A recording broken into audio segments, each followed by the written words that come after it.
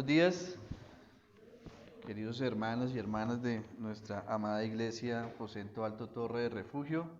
El Señor los bendiga a cada uno de ustedes. Venimos estudiando, ¿cierto? Ya desde hace unos días, este primer libro del Nuevo Testamento, el Evangelio de Mateo. Entonces, vemos cómo este Evangelio, ¿cierto?, nos va a mostrar por medio del apóstol Mateo todas esas profecías acerca del Mesías, del Rey venidero. Y veíamos desde el capítulo 1 al 4 todo lo relacionado con el Señor Jesucristo, queriéndonos mostrar el apóstol, ¿cierto? La deidad, ¿cierto? La realeza, ¿cierto?, del Señor Jesucristo, como ese Mesías, ese Cristo, ese ungido que nos había hablado desde tiempos, ¿cierto?, anteriores el Señor Dios, ese Mesías prometido, esa justicia que nacería, ¿cierto?, para mostrarles en este momento al pueblo judío, mostrarle al pueblo judío acerca de ese Cristo venidero. Entonces, hemos avanzado y empezamos también acerca de hablar de ese sermón del monte. Y veíamos cómo ese sermón del monte representaba, ¿cierto?, esa constitución, ¿cierto?, esos principios éticos, esas características, esos atributos que debían tener esos ciudadanos del reino de los cielos. Entonces, hemos venido hablando acerca de precisamente de las bienaventuranzas, y ya conocemos que la bienaventuranza significa feliz, dichoso, ¿cierto? Y venimos desarrollando hace 8 días la bienaventuranza acerca de que dice la palabra del Señor: bienaventurados los pacificadores, porque ellos serán llamados hijos de Dios. Entonces, venimos hablando acerca precisamente de esa actitud que deben tener las personas que desean entrar al reino de los cielos. Entonces, precisamente la palabra del Señor, haciendo el estudio de la predicación de hoy, vi en Juan 17 la oración del Señor Jesucristo, precisamente preparando a esos discípulos que había hablado en el Sermón del Monte, preparándolos acerca después de que Él se fuera, ¿cierto? Y ellos iban a quedar precisamente llevando a cabo todas las enseñanzas que el Señor Jesucristo les iba a dar. Entonces, los invito para que me acompañen con Juan 17. Vamos a leer Juan 17, 14.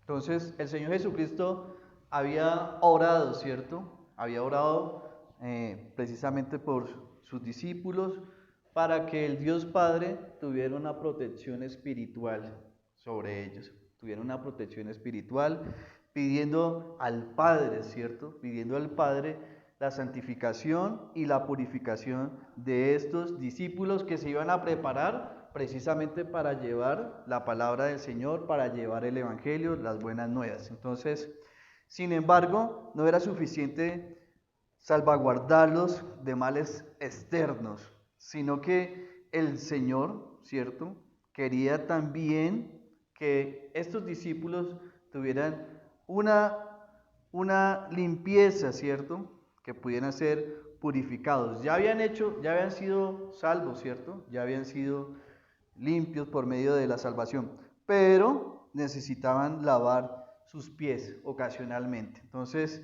dice la palabra del Señor: yo les he dado tu palabra. Está hablando el Señor Jesucristo a sus discípulos. Yo les he dado tu palabra, y el mundo las aborreció, porque no son del mundo, como tampoco yo soy del mundo. No ruego que los quites del mundo, sino que los guardes del mal.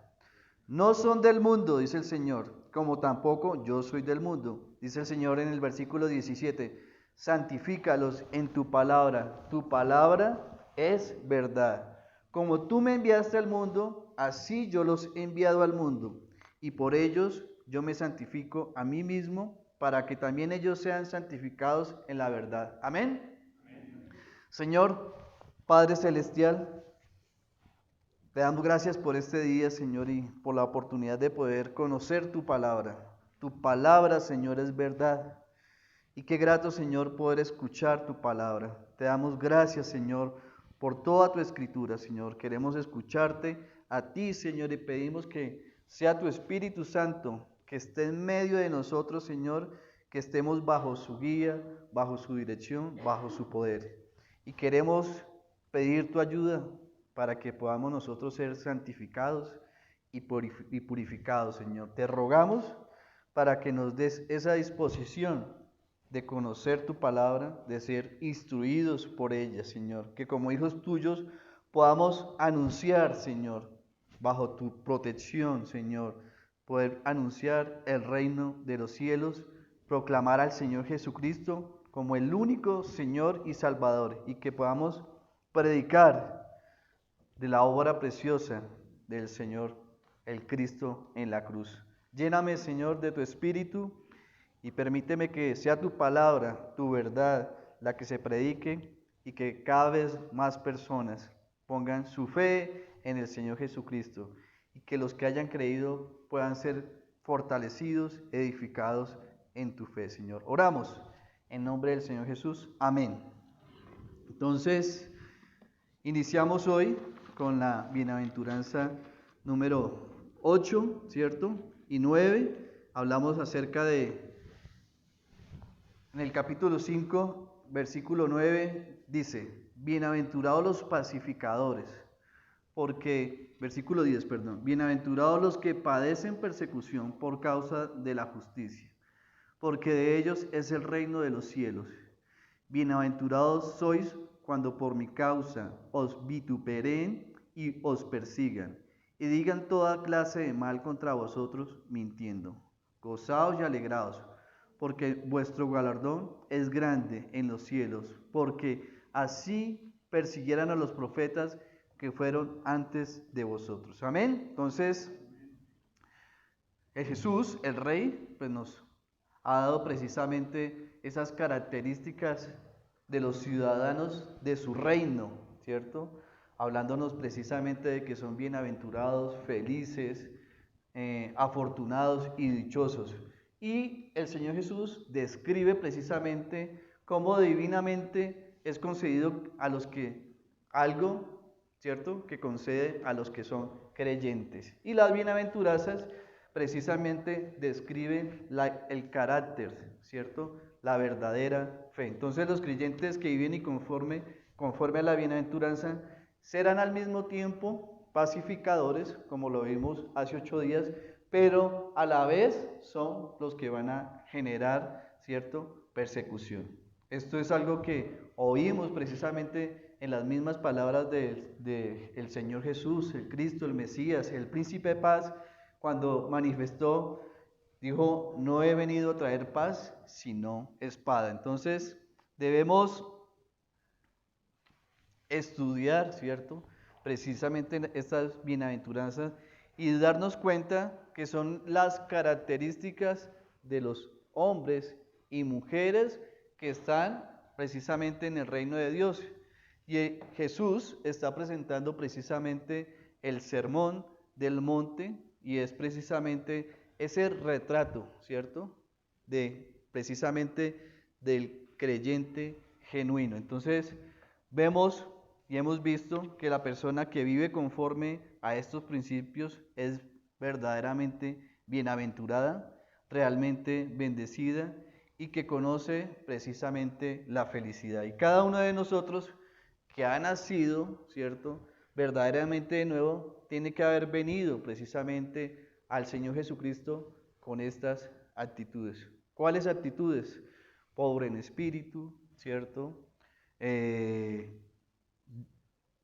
afligido, manso, ¿cierto? Como lo hemos visto, con hambre y sed de justicia, ¿cierto? Misericordioso, limpio de corazón y pacificador. Entonces, ese es el preámbulo y Dios quiere precisamente de que nosotros podamos venir a Él y que podamos vivir cada día en plenitud estas características de ¿cuál reino?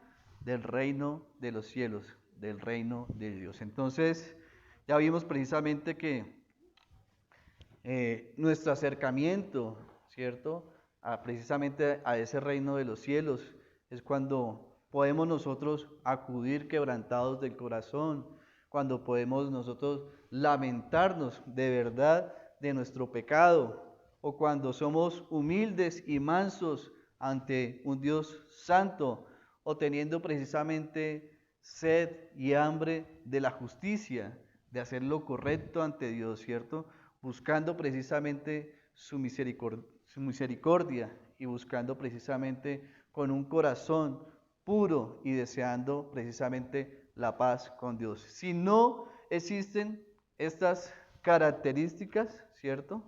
Pues no estamos ante ese reino de Dios. Pero a medida en que tengamos estas características y a medida de que vayamos creciendo, ¿cierto? Floreciendo y progresando frente a estas características, es el deseo de que podamos nosotros convivir. Y como lo vimos en la carta de Filipenses y Colosenses, el deseo es que podamos nosotros andar, ¿no? Vivir precisamente esa vida espiritual, esta vida basado en estos principios básicos que nos está dando el Señor acerca de los ciudadanos de su reino. Entonces, es raro y parece raro, precisamente extraño, hablar de que son bienaventurados los que padecen persecución, ¿cierto? Pero lo común es que bienaventurado es, digamos, los que son poderosos, los que son famosos, los que son populares, pero acá el Señor nos está mostrando, ¿cierto?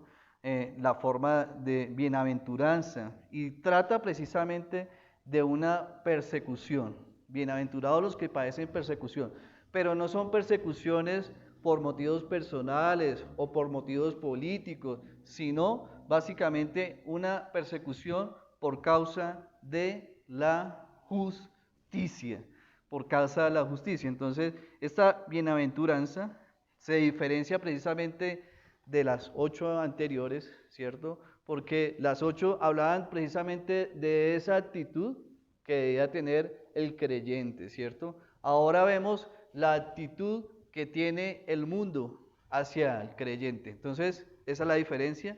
Hablamos acerca de la actitud que debe tener el creyente hacia el mundo. Ahora vamos a ver precisamente esa actitud que tiene el mundo de perseguir precisamente a los que buscan la justicia de Dios. Y cuando hablamos de justicia, ¿cierto? Esa es la justicia imputada, es decir, aquella, no es esa justicia imputada cuando estamos hablando acerca que mediante la cual Dios declara justo al que pone la fe, ¿cierto? En el Hijo de Dios, ¿cierto? En el Señor Jesucristo. Aquí se trata de otro tipo de justicia y es la justicia presente, ¿cierto? Por la que los creyentes son perseguidos.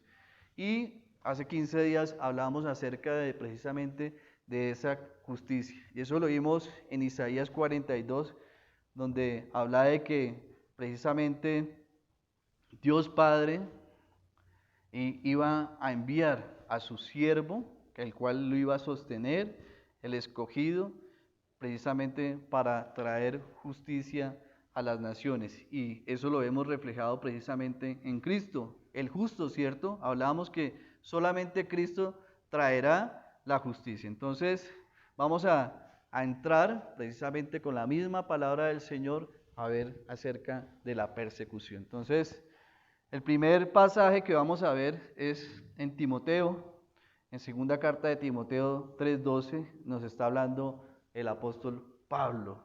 Y Pablo en esta carta escribe y dice lo siguiente, dice, cuando alguien se identifica con Cristo públicamente y lo reconoce como el Señor y Salvador, ¿cierto? De inmediatamente se va a exponer a ser perseguido y discriminado, ya que dice, y también todos, dice el versículo 12, dice, y también todos los que quieren vivir piadosamente en Cristo, Jesús, padecerán persecución, padecerán, ¿cierto? Sufrirán persecución. Entonces, el espíritu del mundo es tal que aborrece precisamente a los hijos de Dios, que su odio, ¿cierto?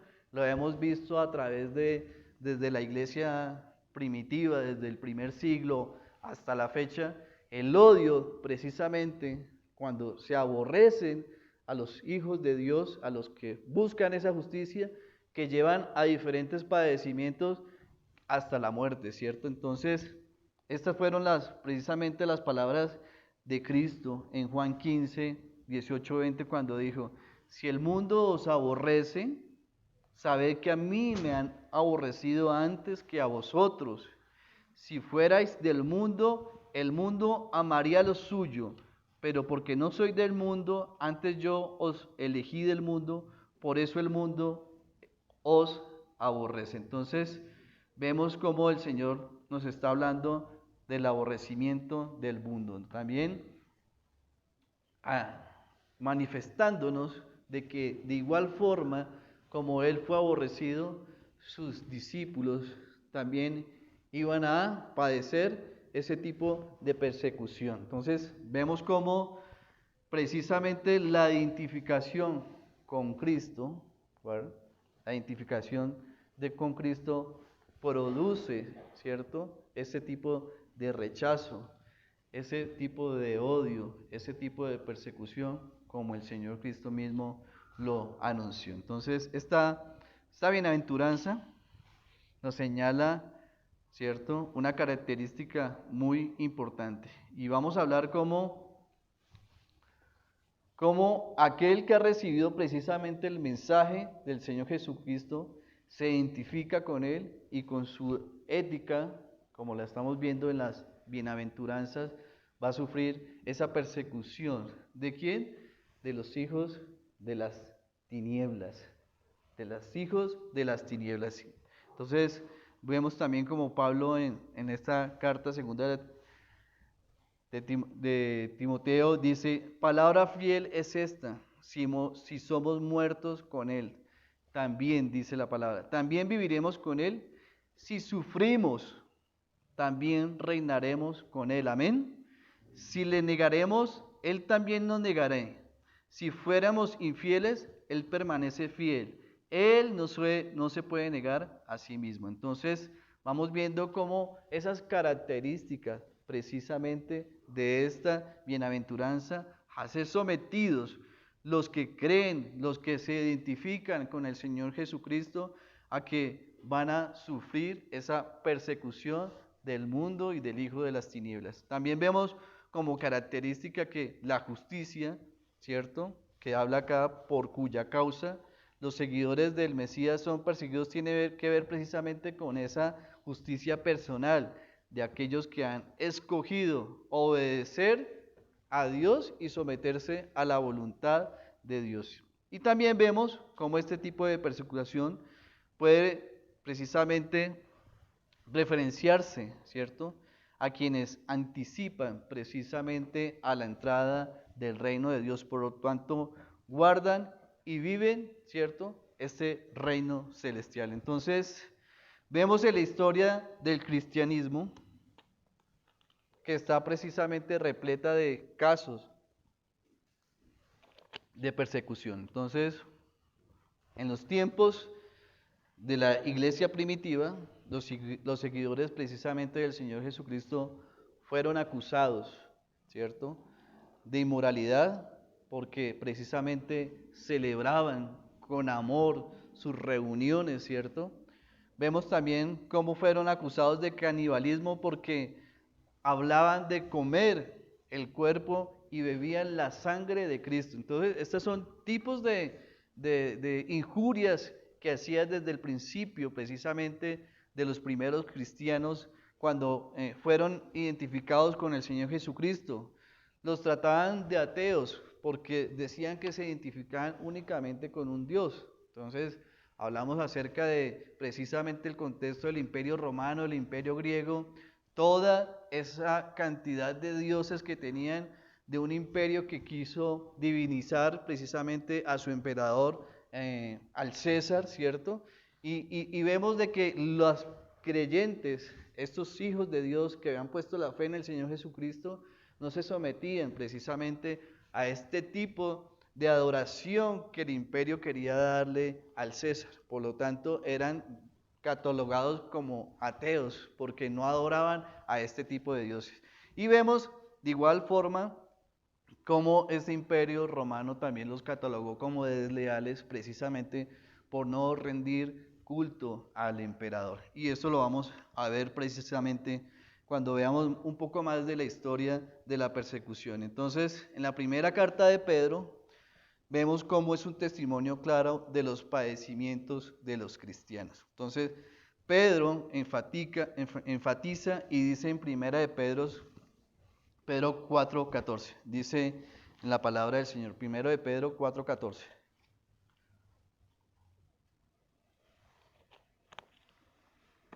Si alguien lo tiene, ¿me ayuda?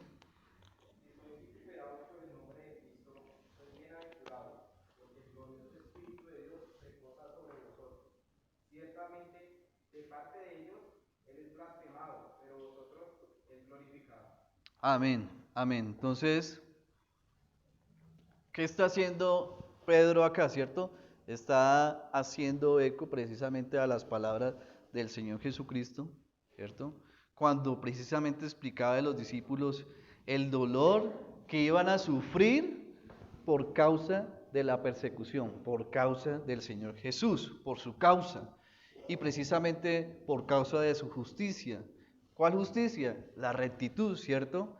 Es un resultado que es directamente de hacer el bien. Eran perseguidos por la justicia, por esa rectitud que es el resultado precisamente de hacer el bien. Y Pedro nos quiere enseñar, cuando este tipo de persecución ocurre, precisamente somos bendecidos.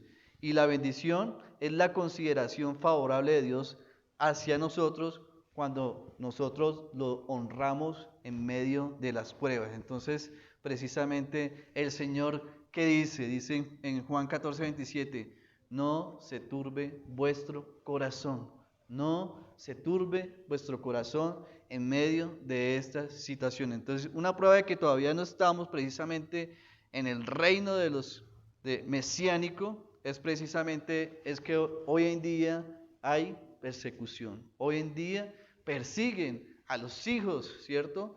De la fe, a los que ponen la fe precisamente en el Señor Jesucristo. Y siempre vemos también otra característica de este reino de Dios, es que siempre ha tenido opositores, siempre ha tenido opositores. Y la razón principal precisamente de estas persecuciones no eran políticas, sino que lo que hablábamos, cómo desde los comienzos de la iglesia, ¿cierto?, del primer siglo, empezaron ellos a oponerse precisamente a adorar, ¿cierto?, al emperador y a diferentes dioses de ese imperio romano, porque ese imperio quería precisamente querer unificar, ¿cierto?, porque era un imperio muy grande, muy vasto, ¿cierto?, y ellos querían centrar precisamente, tener como un lazo de unidad entre todas las personas que hacían parte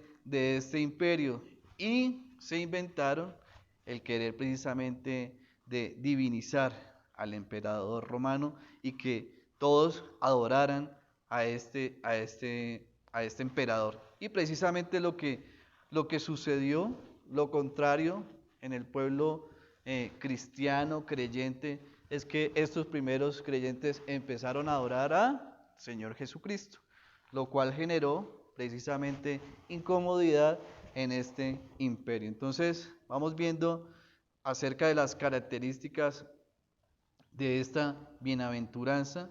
Y vemos cómo precisamente la palabra nos habla de que bienaventurados los que padecen persecución, ¿cierto? Por causa de la justicia, porque de ellos es el reino de los cielos. Entonces, cuando empezamos a vivir de una manera que Dios quiere que vivamos, ¿cierto? Vamos a encontrar un poco de dolor, ¿cierto? Vamos a encontrar un poco de sufrimiento, y yo creo que desde nuestras casas, ¿cierto? Desde nuestras relaciones, vamos sintiendo precisamente este tipo de sufrimiento. No sé, cada uno lo ha vivido de diferente forma y de diferente manera, pero vemos pequeños rechazos, ¿cierto? Un hermano, creo que Alejandro es el que habla cuando empiezan ya no a invitarnos a determinadas celebraciones de la familia o celebraciones que se hacen. Vemos precisamente ese tipo de alejamiento, ¿no? Ese tipo de separación, ese tipo de confrontación con el pueblo elegido de Dios. Pero vamos viendo, ¿cierto?, de que el Señor ya nos habló acerca precisamente de este tipo de persecución. Entonces, todas las virtudes de un carácter conforme a las bienaventuranzas resultan precisamente intolerables para el mundo. Y vamos a ver por qué. Dice, porque el mundo no puede entender a alguien que sea pobre de espíritu, ¿cierto? Debido a que el mundo vive dominado ¿por qué? Por el orgullo. Por el orgullo, por la autopromoción, precisamente por la misma sustentación del ego de las personas. Y muchos, creo que en nuestro testimonio podemos dar cómo dimos los primeros pasos en busca del Señor Jesucristo, cuando precisamente ese orgullo, ese ego, ¿cierto? Ese ego en nuestras vidas pues nos va cambiando en diferentes situaciones. El mundo además, ¿cierto?, no puede tolerar que nadie se le levante por su estado del pecado. Lo que quiere es pasar totalmente el pecado por alto y darle, ¿cierto?, autocompasión de las mismas personas cuando mentalmente, ¿cierto?, conciben el pecado como lo bueno. También el mundo no puede tolerar la mansedumbre, ¿no? Vimos como el mismo mundo lo que honra es el orgullo. El mundo no puede tolerar a alguien que sabe que no es nada y busca algo que no se puede ganar por sus propias fuerzas. El mundo también sabe muy poco acerca de la misericordia, acerca de hacer la paz, ¿cierto?, con Dios. Y estas características van precisamente contra el sistema, van contra el sistema. Entonces vemos cómo precisamente Jesús lo dijo cuando habla de que la persona realmente es feliz, no por la autosuficiencia, ¿no?, sino cuando agacha, cuando se dobla, ¿cierto?, cuando se siente como un mendigo, ¿cierto?, cuando ve la necesidad precisamente de Dios Padre, dándose cuenta precisamente de que no es nada y que no tiene nada y que lo único que le puede dar es Dios. Entonces vemos también como una persona mansa, ¿cierto?, en lugar de orgullosa, ¿cierto?, que no se siente precisamente nada orgulloso acerca de sí mismo, sino más sobre todo que lamenta el pecado en su vida, y es lo que va a generar esa aflicción, ¿cierto?, ese lloro, ese lamento precisamente por su separación con Dios. Entonces vemos también cómo en este reino no confía en su propia fuerza, sino que es muy consciente precisamente de su incapacidad, no es capaz, ¿cierto?, y pide ayuda con mansedumbre, ¿sí?, con nobleza, con humildad, y es una persona misericordiosa y pacificadora, ¿cierto?, incluso si ello implica una persecución. Entonces nada podría darnos precisamente una imagen más clara de la diferencia entre la filosofía del mundo, ¿cierto?, de lo que el mundo tiene como parámetro de la felicidad, frente a las bienaventuranzas y la comparación divina acerca de lo que es felicidad y bienaventurado. Entonces, cuando el mundo se tropieza, ¿cierto?, con el cristianismo, surge siempre un conflicto. Cuando ese mundo tropieza, ¿cierto?, con el cristianismo, siempre surge un conflicto. Entonces hay convicción, hay culpa, resentimiento, y precisamente eso va a generar también a que haya una persecución. Entonces vemos como estas características fundamentales de esta bienaventuranza es acerca de la persecución. La persecución. Entonces, la persecución la vemos precisamente que son bienaventurados tanto en el versículo 10 y 11, y de igual forma también en el versículo 3 y 9. No hay cambio de carácter, son las personas precisamente que han vivido según estas bienaventuranzas. Son las personas del reino de los cielos. Hasta el punto que precisamente cuando cumplimos, ¿cierto?, cuando se llevan a cabo estas primeras bienaventuranzas, es que da como resultado, ¿cierto?, esta bienaventuranza de ser perseguidos. Cuando somos precisamente pacificadores, misericordiosos, va a traer como consecuencia de esa actitud, ¿cierto?, de nosotros hacia el mundo, va a traer precisamente este tipo de persecución. Entonces, vemos como en Pablo también nos ofrece una imagen de ese futuro. Y esto lo vemos en 2 de Timoteo 3, en el versículo 11, donde habla Pablo y dice, persecuciones, padecimientos, como los que me sobrevivieron en Antioquía, en Iconio, en Listra, dice, persecuciones que he sufrido y de todas me ha librado el Señor. Amén. Entonces, vemos cómo Pablo fue perseguido y cómo vivió como una persona que habita en el reino de Dios, ¿ya? Porque hace una manifestación en su vida acerca de estas bienaventuranzas. Y en este pasaje, en el versículo 12, habla precisamente, dice, y también todos los que quieren vivir piadosamente en Cristo Jesús padecerán persecución. Padecerán persecución. Entonces, es una garantía, ¿cierto? Según igual, todos los que viven bajo el carácter de Cristo van a ser perseguidos. Van a ser perseguidos. En Gálatas 4:29 nos dice Pablo también, dice, pero como entonces el que había nacido según la carne perseguía al que había nacido según el Espíritu, así también ahora, está hablando el apóstol, así también ahora. Entonces, nada ha cambiado precisamente y siempre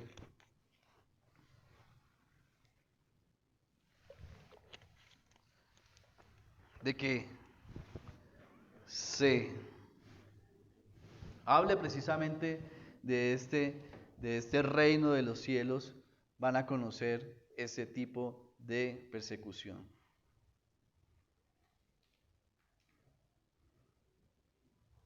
Entonces, ser semejantes a Cristo produce la misma reacción que se produjo cuando Él estuvo precisamente en la tierra. Y vemos que no hubo, ¿cierto? No hay en el mundo una persona más amorosa, piadosa, misericordiosa, ¿sí?, que da la vida, como la cantábamos, que da la vida, ¿cierto?, por los demás. Pero precisamente cuando el Señor Jesucristo estuvo en la tierra, muchas personas, ¿cierto?, a pesar de todo lo que era o lo que es el Señor Jesucristo, optaron a Él por rechazarlo. Y de esa misma forma, ¿cierto?, habrá este tipo de rivalidad con los seguidores del Señor Jesucristo, con sus discípulos. ¿Y por qué? Precisamente porque Porque desde los comienzos de los tiempos bíblicos, ¿cierto? Vemos cómo hay precisamente una persecución de los impíos hacia los justos. Y esto lo podemos ver desde el comienzo en Génesis, cuando Abel el justo fue asesinado precisamente por su hermano. Sencillamente porque no podía tolerar la justicia de su hermano. Entonces, vemos cómo vamos hablando acerca de que somos aborrecidos sin causa. Y si Jesús quería que los discípulos supieran que ellos precisamente iban a encontrar también hostilidad cuando testificaran precisamente del Señor Jesucristo. Entonces, vemos cómo en la noche antes de morir, su propósito principalmente era consolar, reafirmar a sus discípulos, y la mayor parte de ese discurso consistió precisamente en palabras de consuelo y de aliento. Esto lo vemos en Juan. Y Jesús dejó para el final precisamente lo referente a las persecuciones que ellos iban a enfrentar después de que Él se fuera, ¿cierto? Entonces vemos cómo en Juan empieza el Señor Jesús a hablar acerca del amor. Vemos cómo el Señor Jesucristo habla acerca de esas promesas, ¿cierto? Vemos cómo habla de lo prometido que iba a preparar el lugar para ellos cuando Él regresara. Vemos cómo habla acerca de que los discípulos iban a hacer mayores obras de la que Él hizo. Vemos que podían pedir cualquier cosa en nombre del Señor y que Él lo haría. Prometió también el Señor que el Espíritu Santo iba a venir sobre ellos y que iba a ser su consolador, y le reafirmó que iban a ser amados intensamente por Él y por el Padre, ¿cierto? Después dijo el Señor Jesús a los discípulos que ellos precisamente iban a llevar fruto para Dios. Él les prometió que Él iba a permanecer y estar conectados con ellos de una manera muy cerca, que ellos iban a tener un gozo y que su vida fluiría a través de ellos. Por último, también los llamó amigos. Estamos viendo el contexto, ¿cierto? Antes de la muerte del Señor Jesucristo, cómo Él los está consolando, cómo los está dando aliento, cómo les está enseñando todas esas promesas que iba a dar y cómo los iba a utilizar a ellos. Pero vemos también al final cómo el Señor Jesucristo, después de todas estas promesas, les da una advertencia a sus amigos, ¿cierto?, más cercanos, que ellos necesitaban saber que a pesar de todas estas promesas que se cumplirían en sus experiencias, ¿cierto? Vemos acá en Hechos cómo van a empezar ellos a ser testigos, ¿cierto? Testigos viene de una palabra del griego que significa mártir, imagínense. Mártir, precisamente hablando de ese padecimiento, de esa persecución que iban a empezar a ellos a vivir después de que el Señor Jesucristo se fuera. Entonces, fueron advertidos, ¿cierto?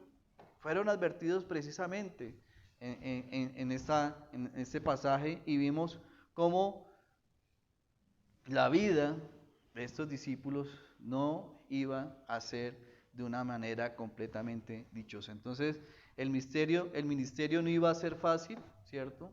¿Por qué? Porque vimos que el mundo rebelde, ¿cierto?, odiaba, ¿cierto?, rechazaba a Cristo, y ese mismo rechazo se iba a trasladar de la misma manera, ¿cierto?, a sus discípulos. Iban a ser despreciados, perseguidos. Incluso, ¿qué pasó con la vida de Pablo, con la vida de Pedro, ¿cierto? Y más de sus discípulos iban a ser también asesinados, ¿no? Asesinados. O el mismo Juan, que fue exiliado en una isla, ¿cierto? Donde vemos cómo el Señor se le reveló en el estudio que estamos viendo de Apocalipsis, y aprovecho para la cuña para invitarlos para que podamos nosotros también, siguiendo, conocer. Estamos hablando de cómo nos está presentando el Señor Jesucristo su reino, ¿cierto? Y en Apocalipsis vamos a ver cómo el Señor Jesucristo nos está mostrando, nos está revelando, ¿cierto? La primera venida del Señor Jesucristo vino como Salvador, ¿cierto? La segunda venida del Señor Jesucristo va a venir como juez y a pelear, ¿no? Y a pelear. Entonces, vamos a ver precisamente el desarrollo en esta hermosa carta de la revelación acerca precisamente de ese reino venidero. Entonces, vemos entonces en el versículo, estamos hablando de Juan, ¿cierto? 15. Y vemos precisamente en Juan 17 esa transición entre la descripción de su amor por los discípulos a la descripción del odio del mundo. Entonces dice, esto les mando, que se amen los unos a los otros, dice el Señor, los unos a los otros. Y esto les indica precisamente una acción continua. Dice, sigan amándose unos a otros. Y precisamente lo que se está diciendo es, dedíquense los unos a los otros y sacrifíquense los unos a los otros, ¿cierto? Ámense los unos a los otros de manera de que, como la misma manera como Él nos amó, ¿cierto? De la misma manera que Él nos habló. Entonces, es un resumen simple de todo lo que había estado diciendo precisamente el Señor Jesús a sus apóstoles. Pero ahora viene precisamente un cambio de tono y de tema. En Juan 15, 18, 25 habla el Señor y dice, si el mundo los aborrece, sepan que a mí me han aborrecido. Antes que a ustedes, si fueran al mundo, el mundo amaría lo suyo. Pero ya no son del mundo, sino que yo los elegí del mundo. Y por eso el mundo los aborrece. Acuérdense de la palabra que yo les he dicho. El siervo no es mayor que su Señor. Si a mí me han perseguido, también a ustedes le perseguirán. Si han guardado mi palabra, también guardarán la de ustedes. Pero todo esto lo harán por causa de mi nombre, porque no conocen al que me envió. Si yo no hubiera venido ni les hubiera hablado, no tendrían pecado. Pero ahora no tienen excusa por su pecado, dice el Señor. El que me aborrece también aborrece a mi Padre. Si yo no hubiera hecho entre ellos obra como ninguna otro ha hecho, no tendrían pecado. Y ahora las han visto y también han aborrecido tanto a mí como a mi Padre. Pero esto sucedió para cumplir la palabra que está escrita en la ley de ellos. Sin causa me aborrecieron. Amén. Entonces vamos viendo como una razón precisamente por la cual ese amor mutuo de ellos, ¿cierto? Iba a ser muy importante, porque precisamente el mundo iba a sentir solamente hacia ellos odio, ¿no? Entonces, amor importante entre los discípulos, entre los hermanos, ¿cierto?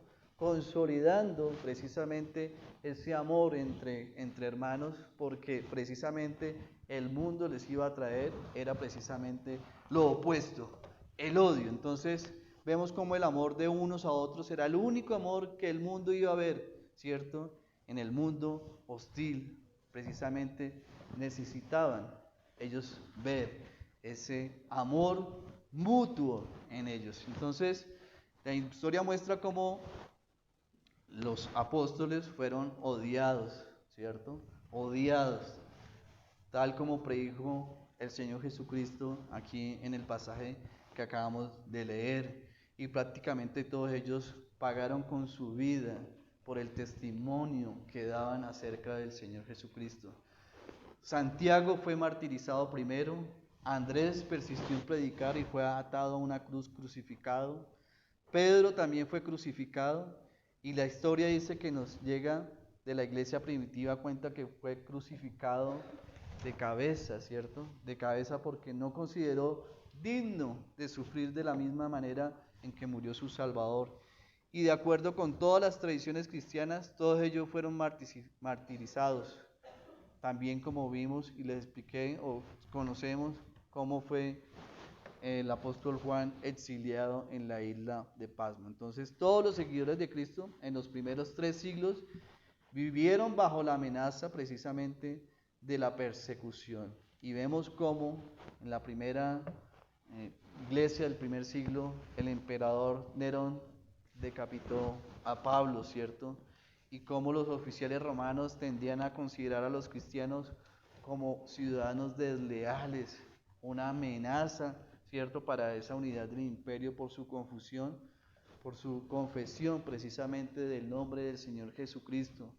Y precisamente Roma, por esa preocupación tan grande acerca de su unidad que podía generar precisamente estos cristianos, un imperio tan grande que iba de sur, norte, occidente, oriente, ¿cierto?, en ese antiguo mundo, y vemos cómo precisamente ellos querían unir esa adoración al César precisamente para querer unir a todos los ciudadanos del imperio romano, y tenían ellos que gritar precisamente: César es el Señor.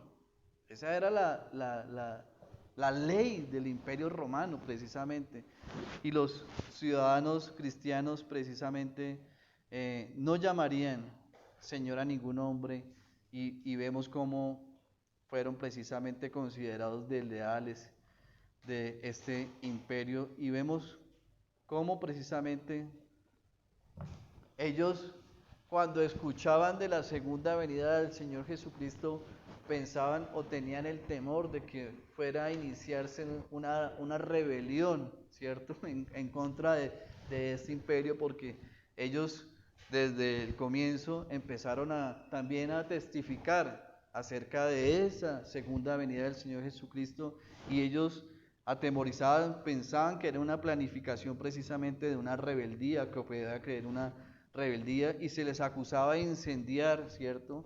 Muchas veces se les culpó de querer incendiar precisamente Roma. Entonces, vemos precisamente esa persecución anticristiana, que es un problema sorprendentemente generalizado y creciente. Generalizado y creciente. Entonces, vi con el interés de poder conocer, ¿cierto?, porque vemos cómo ha sido la persecución en siglos anteriores. Hay una lista del 2023, una fundación que se llama Puertas Abiertas, y vemos, os los invito para que cuando puedan ingresar a esta página les va a ilustrar más de lo que les voy a hablar.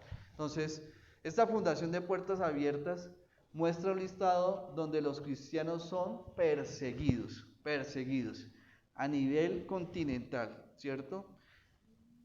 Hay una lista de 50 países.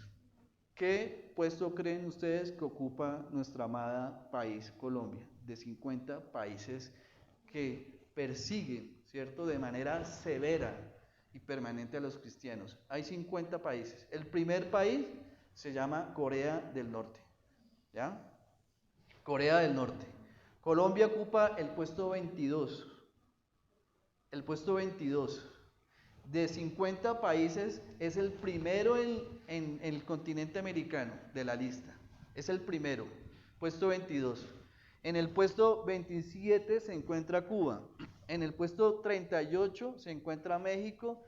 Y en el puesto 50 se encuentra Nicaragua. ¿Listo?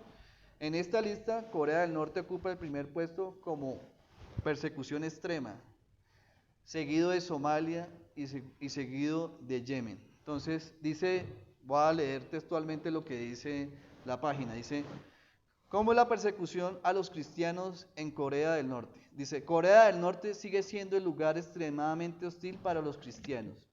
Si son descubiertos por las autoridades, los cristianos son enviados a campos de trabajo forzados, como presos políticos, donde las condiciones son crueles, y asesinados en el acto. Su familia correrá la misma suerte. Dice: los cristianos no tienen ningún tipo de libertad. Es casi imposible que los cristianos se reúnan para celebrar el culto.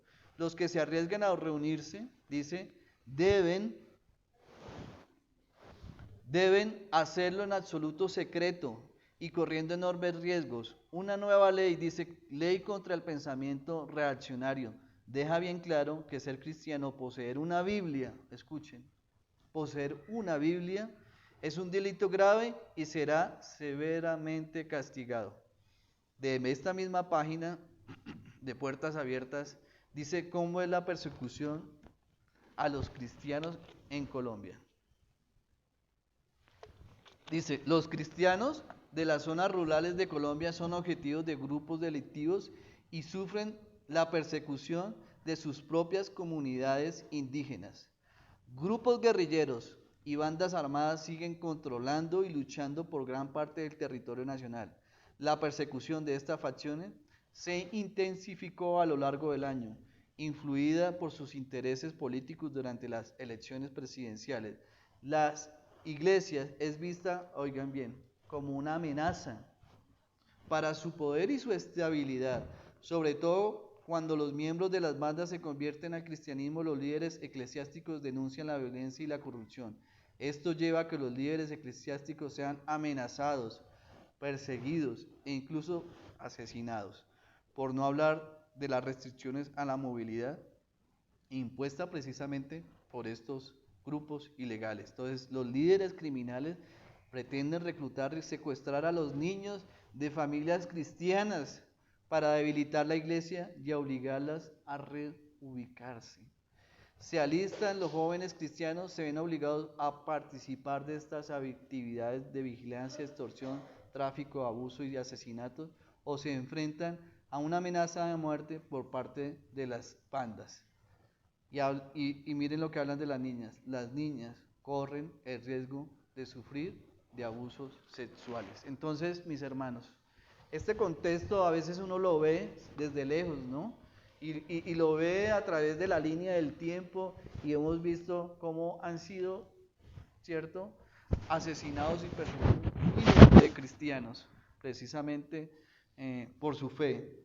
Pero vemos cómo en nuestra actualidad, ¿cierto?, en nuestra actualidad, en nuestro país, no hay una libertad total para poder ser testigos precisamente del Señor Jesucristo. No hay libertad total y estamos expuestos de diferentes maneras y formas a padecer estos sufrimientos, ¿cierto? ¿Son nuevos para el Señor Jesucristo? No, ¿cierto? ¿Son nuevos para nosotros? No, ¿cierto?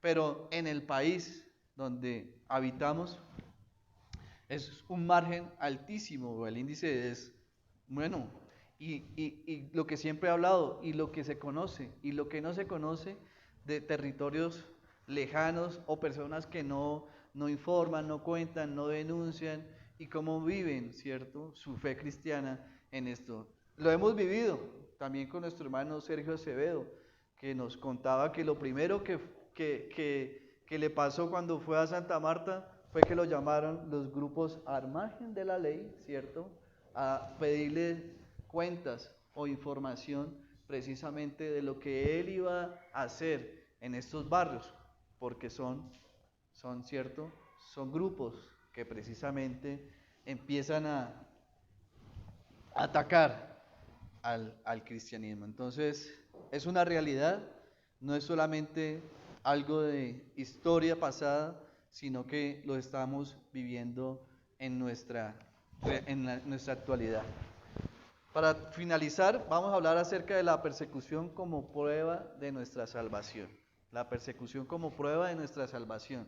Y dice, de hecho, una de las más maravillosas garantías que nos muestran la salvación es ser precisamente perseguidos. Y lo vamos a ver en Filipenses capítulo 1, dice, versículo 28, dice, y en nada intimidados por los que se oponen, que para ellos ciertamente es indicio de perdición, mas para vosotros de salvación, y esto de Dios. Porque a vosotros os es concedido a causa de Cristo, no solo que creéis en Él, sino también que padezcáis por Él. Entonces, en otras palabras, cuando nuestros oponentes vienen en contra nuestra, ¿cierto?, odiando el Evangelio, odiando precisamente el mensaje del Señor Jesucristo, mostrándose resentidos precisamente por el carácter de la vida del reino, es una señal, ¿cierto?, de su destino. ¿cuál es el destino de estos que persiguen, cierto? ¿Cuál son el destino precisamente de estas personas que generan este tipo de rechazo, odio a los hijos de Dios? Precisamente habla acá en Filipenses Pablo de que es una prueba, ¿cierto? De que van camino a la perdición, van camino al infierno. Y en contraste dice, pero para nosotros es una señal de salvación, dice. Es una señal de salvación. Vivir la vida redimida y contemplar precisamente esa oposición de un mundo sin Dios, es evidente que la salvación es real, mi hermano.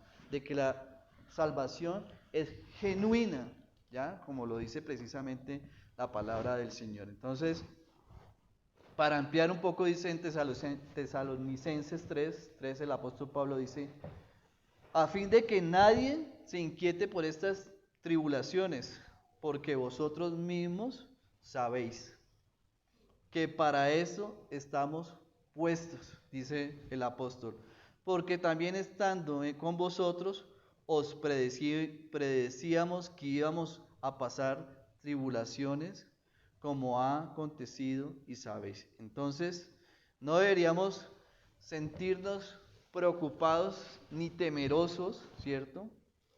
Si somos perseguidos. ¿Por qué? Porque precisamente dice la palabra, porque vosotros mismos sabemos que para esto hemos sido puestos, dice la palabra, puestos. Y este fue precisamente el diseño de Dios, que tenemos que ser como cristianos, amados, pero también odiados, honrados, pero también maldecidos. Y esto es precisamente lo que Pablo nos dice en ese versículo 4, cuando dice, porque también estando con vosotros, dice, os predecíamos que íbamos a pasar tribulaciones como la que aconteció y que sabéis. Entonces, si no tenemos persecución en nuestra vida, ¿cierto? Es importante que podamos nosotros reflexionar, ¿sí? Si no hay persecución en nuestra vida, es una invitación que nos hace el Señor también a que podamos nosotros reflexionar y pensar, ¿cierto? Nuestra afirmación de que somos cristianos, ya que si yo no soy motivo de ataque del mundo, ¿cierto? Si no soy motivo de ataque del mundo, si no estoy dando de qué hablar y si no estoy generando ningún tipo de conflicto, es posible que algo ande, ¿cierto? Seriamente en mí, ¿cierto?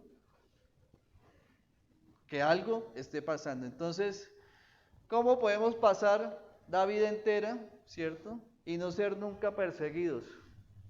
¿Cómo podemos pasar nuestra vida entera y ser nunca perseguidos? Entonces, probablemente aprobamos, ¿cierto?, las normas del mundo.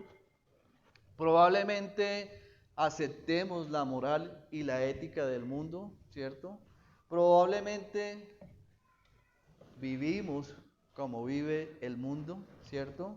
Y probablemente nos reímos de los chistes del mundo, ¿cierto?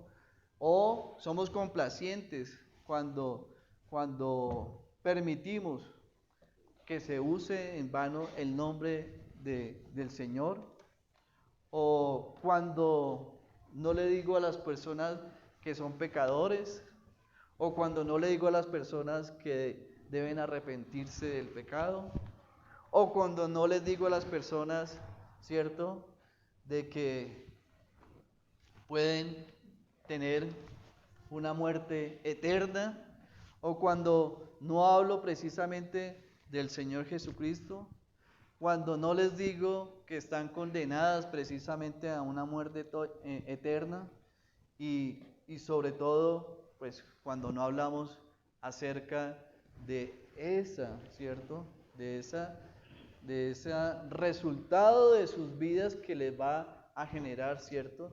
Están separados de Dios, ¿cierto? Están alejados de Dios, que va a venir precisamente esa ira de Dios y todo lo que conocemos acerca de los juicios del Señor. Entonces, si no quiero ser perseguido, Si no quiero entrar en conflicto, pues mis hermanos, podemos ver fácilmente de que tenemos que nosotros mirarnos, ¿cierto? Conscientemente y poder meditar acerca de lo que estamos haciendo precisamente en nuestras vidas. Para finalizar, mis hermanos, y adelantarme un poco, 12:10, vemos cómo estas bienaventuranzas, ¿cierto?, son un legado que nos da precisamente el Señor Jesús. Y vemos cómo, precisamente en Juan, vimos como un resumen, cómo el Señor Jesús hablaba precisamente a sus discípulos, ¿cierto?, hablando acerca de su amor, de su humildad, cuando le lavó los pies a sus discípulos, cuando precisamente le habló de las promesas, le habló las esperanzas del cielo, la presencia permanente del Espíritu Santo en nuestro interior, acerca también de la verdad, de la paz, de la fructificación, del gozo, del poder espiritual, ¿cierto? Incluso la garantía de estar con nosotros cuando seamos perseguidos, como lo hemos visto. Todas estas cosas pertenecen precisamente a cada discípulo del Señor Jesucristo, por lo cual precisamente hay que poner en consideración estas palabras del Señor. Dice en Juan 14:18, mis hermanos. Juan 14:18 dice: no os dejaré huérfanos, dice el Señor. Vendré a ustedes. Todavía un poco, dice, y el mundo no me verá más, pero vosotros me veréis. Porque yo vivo, dice el Señor, también ustedes viviréis. En aquel día ustedes conocerán que yo estoy en mi Padre, y vosotros en mí, y yo en vosotros. Amén.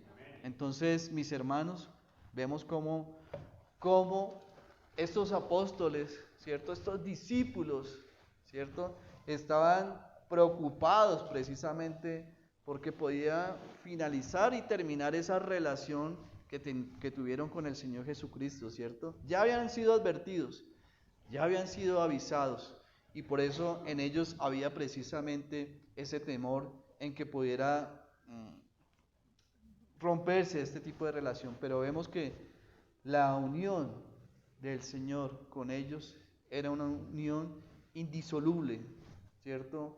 Y es la misma unión que hay con nosotros los creyentes. Nada nos puede separar, ¿cierto?, de la presencia y del amor del Señor Jesucristo en nosotros. Señor, te damos gracias por tu palabra. Te damos gracias, Señor, porque son verdad, Señor, porque tú nos muestras, Señor, lo que tú deseas, Señor, para nuestras vidas, Señor. Gracias porque podamos nosotros conocer, Señor, tu voluntad, y te pedimos para que podamos hacer tu voluntad, Señor. Que venga tu reino, Señor, a nuestras vidas. Que venga el reino, Señor, tuyo a la vida de nuestros hijos, de nuestros padres, de nuestros hermanos, de nuestras familias, de nuestros amigos, Señor.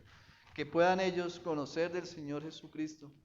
Que puedan ellos reconocer, Señor, el pecado, que haya arrepentimiento en ellos, Señor, y que ellos puedan confesar el nombre del Señor Jesucristo como su Señor y como su Salvador. Y que sabemos, Señor, ¿cierto?, que seremos perseguidos por ser testigos tuyos, Señor. Pero también sabemos, Señor, que tú estás con nosotros todos los días, hasta el fin de los días, Señor. Que tú estás ayudándonos, Señor. Y esa es nuestra confianza, Señor. Esa es nuestra fe, Señor. Ayúdanos, Señor, a ser fortalecidos en esa fe, Señor. Ayuda, Señor, a las personas que sufren persecución, Señor, en nuestro país, Señor, en el mundo entero, Señor. Oramos, Señor, como tú lo hiciste, pidiendo, Señor, que sean guardados del mundo, Señor, para que sean ellos cuidados, para que ellos sean protegidos, Señor. Oramos para que sigas sustentando, sosteniendo, Señor, supliendo todas las necesidades de las personas que queremos, Señor, ser testigos tuyos, Señor, y llevar las buenas nuevas y predicar el Evangelio, Señor, del arrepentimiento, del Evangelio que muestra, Señor, que somos pecadores y que por nosotros no podemos ser salvos por nuestras propias obras, Señor, sino que somos salvos, Señor, por gracia, Señor, por la fe en el Señor Jesucristo, Señor.